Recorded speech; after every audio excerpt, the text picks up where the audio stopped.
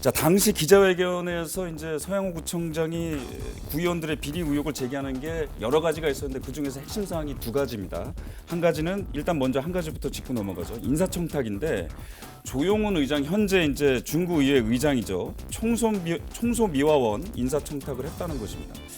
이게 이제 본인은 이제 공무원한테 얘기를 했대요. 이게 이분 좀 아는 분인데 청소미화원으로 좀 이렇게 써주면 안 되겠냐 그러니까 아 이거 지금 문제가 될 수 있으니까 안 됩니다라고 말씀을 드려서 아 그래요? 그러면 안 되겠네요라고 해서 이거는 인사청탁이 아니다 이렇게 본인은 주장을 하시는데 이거 법적으로 봤을 때는 어떻게 봐야 돼요? 이제 항상 그 부정한 청탁을 하거나 이렇게 이야기를 하시는 분들이 이제 대부분 추천이라고 얘기를 합니다. 좋은 사람이 있기 때문에 추천을 한 거다. 그렇기 때문에 문제가 없는 것 아니냐라고 이야기를 하는데요. 그러나 의회라고 하는 곳이 행정 그 구청에 대해서 굉장한 좀 권한을 행사할 수 있는 그런 어떤 견제 기구라고 생각을 한다면 의원의 이야기가 공무원에게 그냥 추천으로 받아들여졌을지 그냥 이거는 단순한 추천이 아니라 그야말로 인사 채용과 관련되어서 어떻게 보면 부정한 압력으로 행사될 수밖에 없기 때문에 이것을 추천이라고 말하는 것 자체가 좀 적절하진 않아 보이고요. 만약 이제 고발까지 갔을 때 구체적으로 어느 정도로 몇 번 정도 어떤 표현을 써서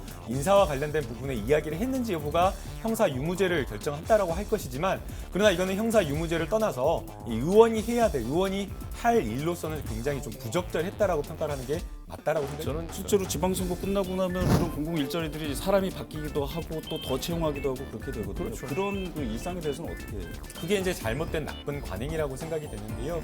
사실은 이게 추천이니까 아무 문제가 없는 것처럼 이렇게 이야기를 하지만 그거 자체가 잘못된 겁니다.